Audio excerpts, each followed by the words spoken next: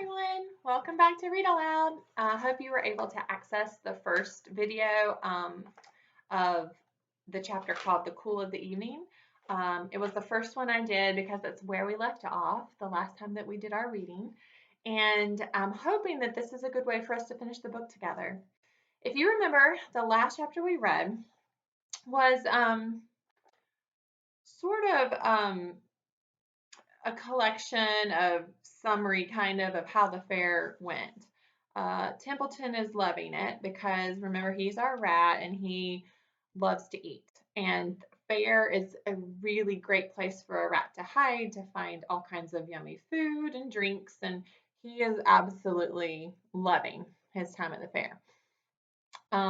He also got a word for Charlotte because she is going to write one more time in the web for Wilbur, and the word he found is humble. And she said that word had two meanings. It meant not proud and low to the ground. And she said that was perfect for Wilbur. And I kind of agree with her. That's probably a perfect thing for Wilbur. So we kept reading. She finished her web. Nobody has seen it yet because it's dark. And Wilbur's getting ready to go to bed and starts talking to her, and she doesn't want to sing to him. She is tired, and he asks her, "Why are you so tired?" And she says, "We can't talk about it right now. I'm going to go to bed, or I'm going to rest." And she's not in her web like normal. She's in another spot. And Wilbur asked her if she was making something, and she said, "Yes, it's my masterpiece." And so we're going to find out this next chapter what this masterpiece is because she told Wilbur that she would tell him about it more in the morning. So exciting stuff heading up. You're going to probably know what it is from our title of this next chapter. It's called The Egg Sack. Next morning, when the first light came into the sky and the sparrows stirred in the trees, when the cows rattled their chains and the rooster crowed, and the early automobiles went whispering along the road, Wilbur awoke, and he looked for Charlotte. He saw her up overhead in a corner near the back of his pen. She was very quiet. Her 8 legs were spread wide. She seemed to have shrunk during the night. Next to her, attached to the ceiling, Wilbur saw a curious object. It was a sort of sack or a cocoon. It was peach-colored and looked as though it were made of cotton candy. "Are you awake, Charlotte?" he said softly. "Yes," came the answer. "What is that nifty little thing? Did you make it?" "I did indeed," replied Charlotte in a weak voice. "Is it a plaything?" "Plaything? I should say not. It is my egg sack, my magnum opus." "I don't know what a magnum opus is," said Wilbur. "That's Latin," explained Charlotte, "and it means great work. This egg sack is my great work, the finest thing I have ever made." "What's inside it?" asked Wilbur. "Eggs?" 514 of them, she replied. 514, said Wilbur. "You're kidding." "That's a lot of eggs." "No, I'm not. I counted them. I got started counting and I kept on just to keep my mind occupied." "It's a perfectly beautiful egg sack," said Wilbur, feeling as happy as though he had constructed it himself. "Yes, it is pretty," replied Charlotte, patting the sack with her 2 front legs. "Anyway, I can guarantee that it is strong. It's made out of the toughest material I have. It's also waterproof. The eggs are inside and will be warm and dry." "Charlotte," said Wilbur dreamily, "are you really going to have 514 children?" "If nothing happens, yes," she said. "Of course, they won't show up till next spring." Wilbur noticed that Charlotte's voice sounded sad. "Well, what makes you so downhearted? I should think you would be terribly happy about all of this." "Oh, don't pay any attention to me," said Charlotte. "I just don't have much pep anymore. I guess I feel sad because I won't ever see my children." Oh, this is going to be sad. "What do you mean you won't ever see your children? Of course you will." "Well, I'll see them. It's going to be simply wonderful next spring in the barn cellar with 514 baby spiders running around all over the place. And the geese will have a new set of goslings and the sheep will have their new lambs." "Maybe," said Charlotte quietly. However, I have a feeling I'm not going to see the results of last night's efforts. I don't feel good at all. I think I'm languishing, to tell you the truth. Wilbur didn't understand the word languish, and he hated to bother Charlotte by asking her to explain, but he was so worried that he felt like he had to ask her.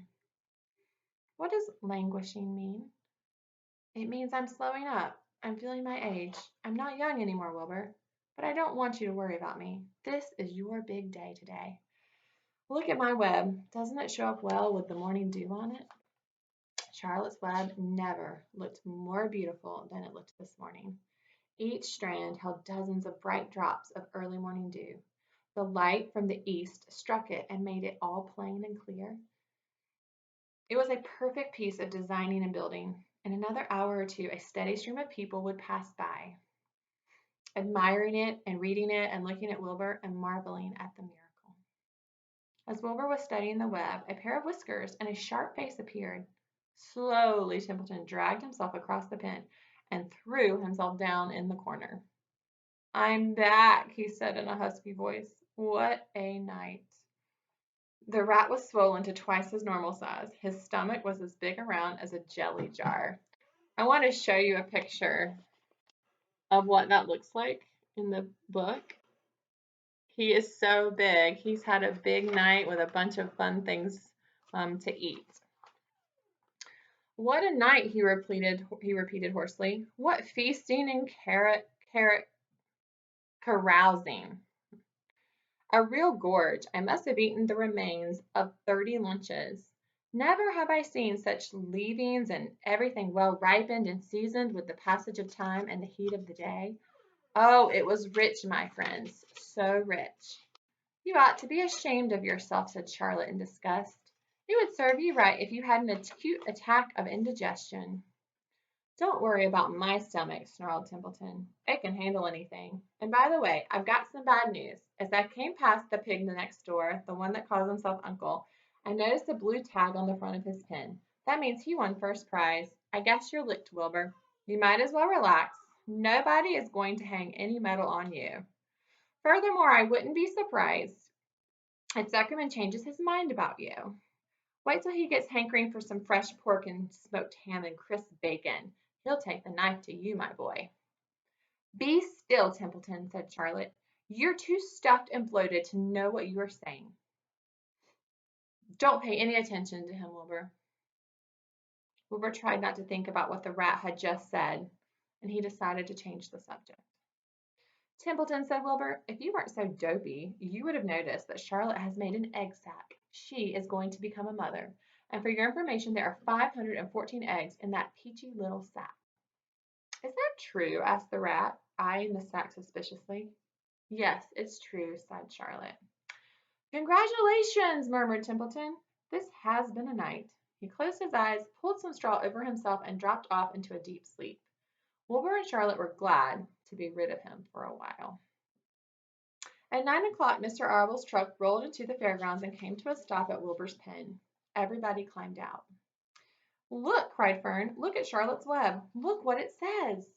The grown-ups and the children joined hands and stood there, studying the new sign.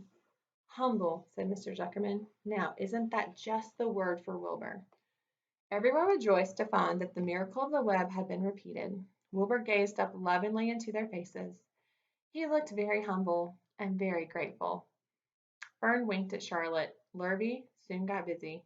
He poured a bucket of warm slops into the trough, and while Wilbur ate his breakfast, Lurvy scratched him gently with a smooth stick. Wait a minute, cried Avery. Look at this. He pointed to the blue tag on Uncle's pen. This pig won first prize already. The Zuckermans and the Arbels stared at the tag. Mrs. Zuckerman began to cry. No one said a word. They just stared at the tag, and then they stared at Uncle, and then they stared at the tag again. And Lurvy took out an enormous handkerchief and blew his nose very loudly. So loudly, in fact, that the noise was heard by the stable boys over at the horse barn. Can I have some money? Asked Fern. I want to go out on the midway. You stay right where you are, said her mother. Tears came to Fern's eyes as well.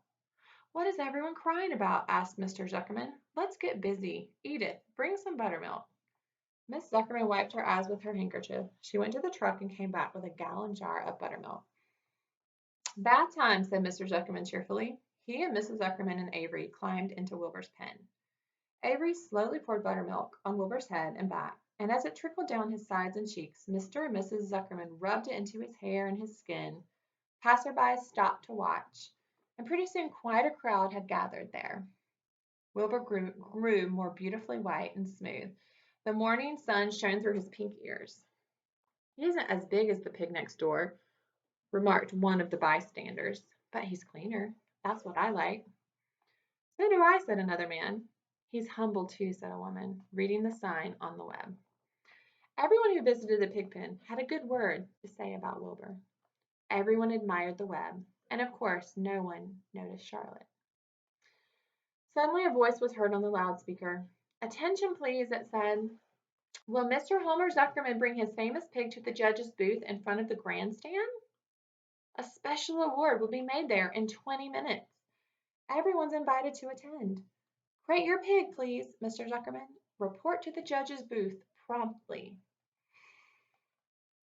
Ooh, this is a big deal. For a moment after this announcement, the Arbles and the Zuckermans were unable to speak. They couldn't move. Then Avery picked up a handful of straw and threw it high in the air and gave a loud yell. The straw fluttered down like confetti into Fern's hair. Mr. Zuckerman hugged Mrs. Zuckerman. Mr. Arble kissed Mrs. Arble. Avery kissed Wilbur. Lurvy shook hands with everybody. Fern hugged her mother. Avery hugged Fern. Mrs. Arble hugged Mrs. Zuckerman. And up overhead, in the shadows of the ceiling, Charlotte crouched unseen, her front legs encircling her egg sac. Her heart was not beating as strongly as usual, and she felt weary and old, but she was sure at last that she had saved Wilbur's life, and she felt peaceful and contented. We have no time to lose, shouted Mr. Zuckerman. Lurvy, come help me with the crate. Can I have some money? Asked Fern. You, wait, said Mrs. Arble. Can't you see? Everyone is busy. Put that empty buttermilk jar into the truck, commanded Mr. Arble. Avery grabbed the jar and rushed to the truck. Does my hair look all right? Asked Miss Zuckerman. It looks fine, snapped Mr. Zuckerman, as he and Lurvy set the crate down in front of Wilbur. You didn't even look at my hair, said Mrs. Zuckerman. You're all right, Edith, said Mrs. Arble. Just keep calm. Templeton, asleep in the straw, heard the commotion and woke up. He didn't know exactly what was going on, but when he saw the men shoving Wilbur into the crate, he made up his mind that he better go along. He watched for his chance, and when no one was looking, he crept into the crate and buried himself in the straw at the bottom. All ready, boys, cried Mr. Zuckerman. Let's go. He and Mr. Arble and Lurvy and Avery grabbed the crate and boosted it over the side of the pen and up into the truck. Fern jumped aboard and sat on top of the crate. She still had straw in her hair and looked very pretty and excited. Mr. Arble started the motor. Everyone climbed in and off they drove to the judge's booth in front of the grandstand. As they passed the Ferris wheel, Fern gazed up at it. She wished she was at the top again with Henry Fussy by her side. So that is where we are with our book. That's all of the egg sac. That's the chapter we just read. Obviously, I will continue to post the rest of our chapters. We have three or four more chapters left, maybe just three. Let me check. Yeah, just three, and then we're finished. So tune in next time, and we'll keep reading, and we'll get this book finished soon. Thanks so much. Bye.